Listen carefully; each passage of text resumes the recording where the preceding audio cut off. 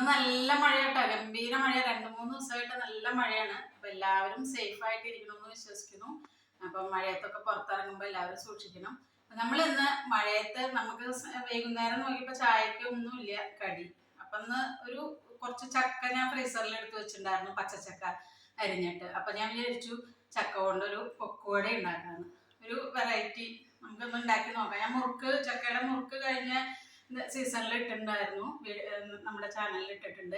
അപ്പൊ ഇന്ന് ഞാൻ വിചാരിച്ചു ചക്ക കൊണ്ട് ഒരു പൊക്കോട ഉണ്ടാക്കി നോക്കാം. നമുക്ക് അതൊന്ന് നോക്കാം എന്തൊക്കെയാണ് അതിന് വേണ്ടതെന്ന്. ഞാൻ ഇവിടെ അരിപ്പൊടി എത്ര കുറച്ചേ ഉണ്ടാക്കണുള്ളൂ കേട്ടോ. അപ്പൊ വളരെ കുറച്ചേ എടുത്തിട്ടുള്ളൂ. ഒരു 2 ബൗള് എന്ന് വെച്ചാൽ ഒരു 250 ഗ്രാം ഉണ്ടായിരിക്കും അരിപ്പൊടി. അതിലേക്ക് ചക്ക അതിൻ്റെ പകുതി എടുത്തിട്ടുണ്ട് കേട്ടോ, അരിഞ്ഞു വെച്ചിട്ടുണ്ടായിരുന്നതാണ്. അപ്പം അതിനെ ഇതാക്കി ഫ്രീസറിൽ നിന്ന് എടുത്തിട്ട് ഐസൊക്കെ കളഞ്ഞ് എടുത്ത് വെച്ചിട്ടുണ്ട്. പിന്നെ ഞാൻ എടുത്തേക്കണത് കായപ്പൊടി, നമ്മൾ പക്കോടയിൽ നോർമലി ചേർക്കുമല്ലോ.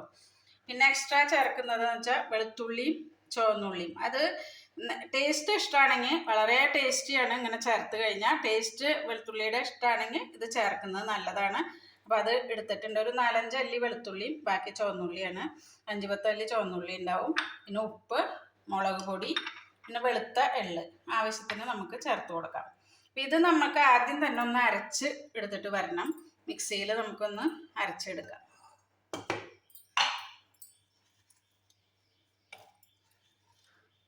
ഈ ഉള്ളിയും വെളുത്തുള്ളിയും കൂടി ഞാനിത് കൂടെ ഇട്ടിട്ട് അരയ്ക്കുന്നുണ്ട് കേട്ടോ. അതിൽ കൂടെ മുളക് പൊടിയും കൂടി ചേർക്കാം, ഒരു മിക്സായി കിട്ടുമല്ലോ.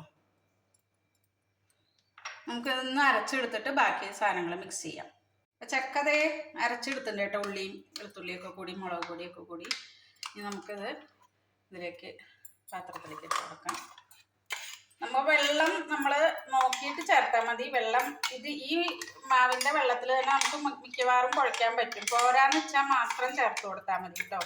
അത് നോക്കിയിട്ട് ചെയ്യണം.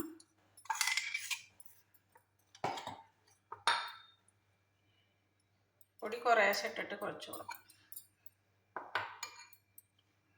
ഇതിലേക്ക് ഉപ്പ് പൊടി ചേർത്ത് കൊടുക്കാം കേട്ടോ.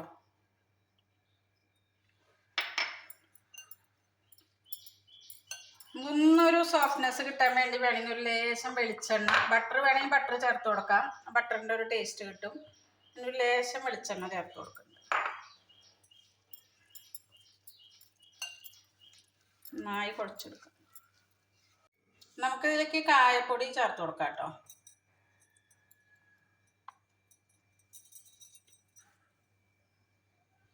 ഒരു ടീസ്പൂണ് കായപ്പൊടി. പിന്നെ നമുക്ക് വെള്ളം ഒരു ലേശം കൂടി വേണം കേട്ടോ. ഞാൻ അടുത്ത മാവിലേക്ക് വെള്ളം അത് പോരായാണ്. അപ്പോൾ വെള്ളം കുറച്ചൊന്ന് തളിച്ചു കൊടുത്തിട്ട് കുഴക്കാം കേട്ടോ. അധികമായി കഴിഞ്ഞാൽ നമുക്കിത് പിഴിയുമ്പോൾ ശരിയാവില്ല. അപ്പോൾ നമ്മുടെ പൊക്കുവടയുടെ ചില്ലാണ് കേട്ടോ എടുത്തേക്കണേ. അതിലേക്ക് ഇട്ട് കൊടുക്കാം. ഇതിൽ ഇത്തിരി എണ്ണയൊക്കെ പറ്റി കൊടുത്തിട്ടുണ്ട്. ഇല്ലെങ്കിലും കുഴപ്പമൊന്നുമില്ല, അങ്ങനെ പിടിക്കുകയൊന്നുമില്ല. അത് നമ്മുടെ ചപ്പാത്തി മാവ് പോലത്തെ മാവല്ലേ, ഒരുപാട് അങ്ങനെ പിടിക്കില്ല. നമുക്ക് ഇതിലേക്ക് ഇട്ട് കൊടുക്കാം.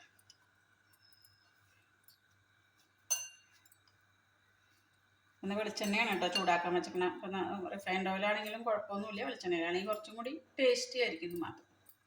പിന്നെ ഞാൻ എടുത്തേക്കണ അരിപ്പൊടി, അത് ഞാൻ പറയാൻ വിട്ടുപോയി, വറുത്ത ഇടിയപ്പത്തിൻ്റെ പൊടിയാട്ടോ ഞാൻ എടുത്തേക്കണത്. അതിപ്പോൾ ഏത് ഇതായാലും കുഴപ്പമില്ല, പച്ചപ്പൊടിയിലും ഉണ്ടാക്കാൻ പറ്റും. ഇതിപ്പോൾ വറുത്ത പൊടിയാണ് എടുത്തേക്കണത്. നമ്മുടെ എണ്ണ ചൂടായിട്ടുണ്ട് കേട്ടോ. ഞാൻ എണ്ണയിലേക്ക് ഇതിനെ ഇട്ട് കൊടുക്കാൻ പറ്റും.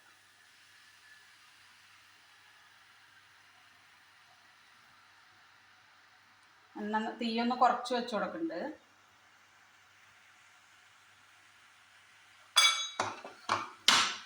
ചെറിയ പാത്രം എടുത്തേക്കണേ, അതുകൊണ്ടാണ് അത് ഇങ്ങനെ മുകളിലേക്ക് വന്നത്.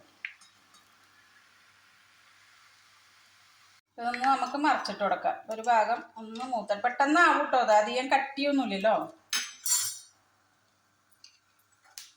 ഇതിവിടെ മൂത്തിട്ടുണ്ട് കേട്ടോ, പെട്ടെന്നാവും. നമ്മൾ തീ എപ്പോഴും ലോ ടു മീഡിയം ആ ഒരു ഇതിൽ വെച്ച് കൊടുക്കണം. വെളിച്ചെണ്ണ നന്നായി ചൂടായി കഴിഞ്ഞാൽ തീ കുറച്ച് കൊടുക്കണം കേട്ടോ, പെട്ടെന്ന് അല്ലെങ്കിൽ കരിഞ്ഞു പോകും. ഉണ്ടാവും നല്ല സൂപ്പർ ടേസ്റ്റാട്ടോ. അങ്ങനെ ഒന്ന് ഉണ്ടാക്കി നോക്കൂ.